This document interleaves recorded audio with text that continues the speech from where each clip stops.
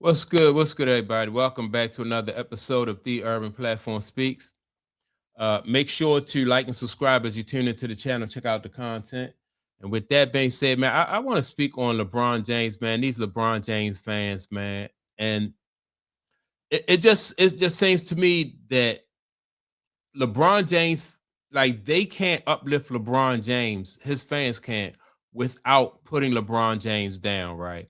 And so people have been talking about how LeBron James collapsed, and I and it's coming when he collapsed in 2011 against the Dallas Mavericks, right? Was it the Mavericks? Yeah, it was the Mavericks.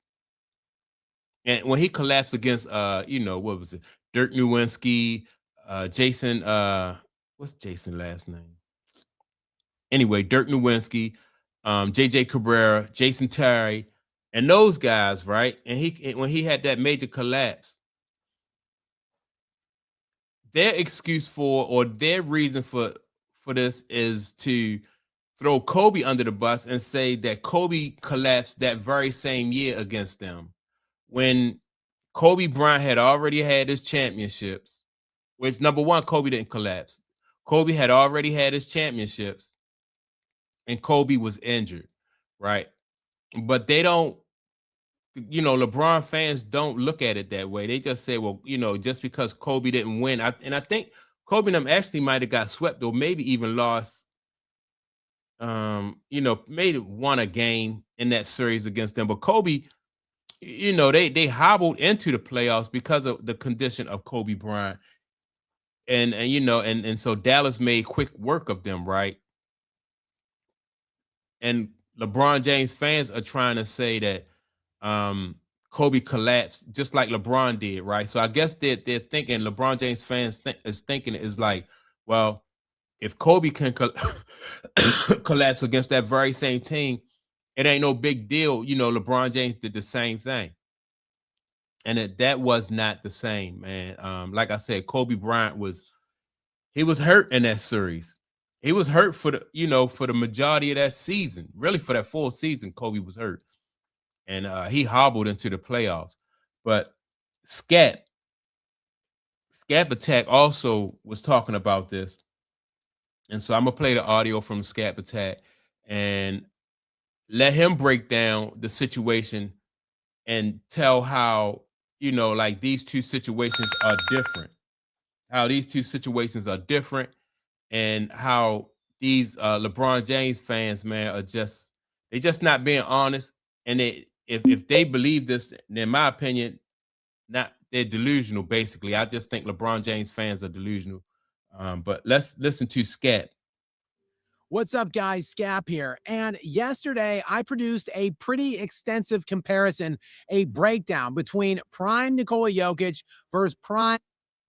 Now, for some backstory, I mentioned in that video that the 2011 playoff pants crapping job by LeBron James against the Dallas Mavericks is one of the many reasons I believe that he is completely and totally invalidated from any and all GOAT comparisons hereafter. Meaning that after that 2011 diarrhea set, LeBron essentially ended his GOAT conversation right then and right there. Well, a couple people in my comments section took exception to that because, quote, Kobe choked against that same Dallas Mavericks team. What? And look, I'm not going to call out these specific commenters because this is a pervasive narrative that I have seen juggling around the interwebs over the last couple years that, yes, Kobe Bryant also lost to the same 2011 Dallas Mavericks team as LeBron James did in the finals. And actually, LeBron went to a sixth game in that final series, whereas Kobe got swept by the Mavericks in the semifinals. But see, this is why context matters. This is why I made that Jokic versus LeBron video. And this is why I want to unpack this comparison right here and right now, because context matters. And what also mattered during that 2011 regular season and postseason, for that matter, is Kobe Bryant was hurt. Now, look, he doesn't use it as an excuse like some people have at various points throughout his entire NBA career. But objectively, Kobe Bryant was extraordinarily injured during that entire regular season and postseason. Yeah, see, and that's another thing. Scat make a good point too. Like Kobe Bryant was hurt, and just the fact that Kobe Bryant was even playing that year, that season, man, was it was just crazy. He was playing, and he also got them into the playoffs, man. That was just crazy. That was crazy. Just check out his raw statistics in the regular season and playoffs in the years before and after. And as you can see in the regular season, Kobe Bryant averaged 27 points per game the 2 years prior to 2010, 2011. And then he averaged 27 points per game again 2 years after that 2010, 2011 season. That was, of course, after Kobe Bryant went to Germany in that offseason, the one following the 2010, 2011 playoffs, and had that platelet-rich plasma therapy, or PRP. And if you look at his postseason averages, there is even a starker drop-off, as during the entire 2010-2011 postseason run, Kobe averaged only 22.8 points per game. And you can compare that to his previous runs and the one right after, where he basically averaged 30 points per game for the 4 years before and the year immediately following. So there was an extreme physical drop-off in that 2010-2011 season, where Kobe was dealing with a myriad of injuries, but most prominently in his knees. And at that point of his career, at that time, it was normal and natural. See, that was before the PED movement and the load management movement. Guys. Yeah, see, now that's, like LeBron James fans don't want to talk about that, man. Kobe Bryant he battled through it. And then now you have guys who are allegedly taking supplements and things like that, and able to, perform at high levels for long periods of time. That's something that, like LeBron James fans don't, that, they didn't bring that part of it up. Typically did depreciate around year 13, 14, whatever. That was Kobe Bryant's 15th season in the NBA. Conversely, what are we talking about here for LeBron James in 2010, 2011? That was his 8th NBA season, and it was a season in which he was coming off of back-to-back league MVPs, and he would go on to win 2 more back-to-back league MVPs in the next 2 seasons. So LeBron James was squarely and firmly smack dab in the absolute peak of his career during this finals matchup against the Dallas Mavericks. Now, let me say this, though. That Dallas Mavericks team, right? And I spoke about like how Dwayne Wade said that LeBron James, like he collapsed in that series. And I also mentioned that if Kobe Bryant was healthy and you put Jason Terry on him, and if you put what was the guy named JJ Cabrera on him, you basically just giving Kobe points. Like he can nothing those guys. It was just an insult. Like what the Mavericks did to LeBron James was just an insult. No way you should be able to put somebody 5'8", 5'9" on LeBron James, and then Jason Terry was like 6'1", 6'2". He outweighed both of those guys by at least about, I don't know, probably about like 60, 70 pounds, at least around that, about that. That's just crazy. 50 to 60 pounds more than those guys.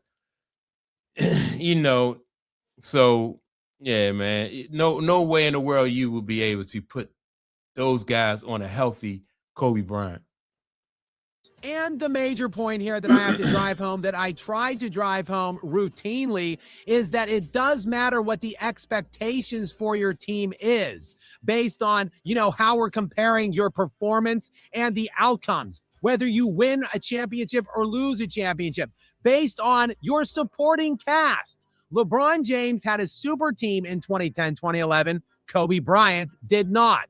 Just check out the support Kobe had versus the support LeBron had. And yes, while Kobe Bryant was relatively lousy in that series against the Dallas Mavericks, specifically for his standards, he still averaged 23.3 points per game on 46% shooting from the field during that series. The only player on either team that outscored Kobe in that series was Dirk Nowitzki, who averaged 25 points per game, but Kobe was far and away still the leading scorer on his own team.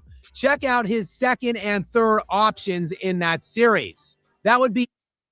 Yeah, man. Kobe. Now, I have to be honest, though. Like, Kobe was putting up numbers, but his numbers in that series it wasn't enough, right? Just to get them past Dallas. Let me see. Jason Terry was averaging, 19 points a game. Bynum was way down. Like, Bynum was 13. Then you had Stojakovic. He was averaging 12. And then Paul Gasol was averaging 12 points a game, right? So Kobe was for the Lakers, he was doing his thing for scoring, but Kobe was just a shell of himself at that point. He recovered and came back and had a couple good years after that, man, but he was hurt. Just the fact that they was able to get into the playoffs, man, that was just a monumental feat in itself, man. So I don't think that LeBron James fans have like any, they don't have a leg to stand on with this argument, because you can't compare what Kobe did against that team to what LeBron James did with that team. Then on top of that, LeBron James, his collapse was so bad that like it was almost like playing 4-on-5.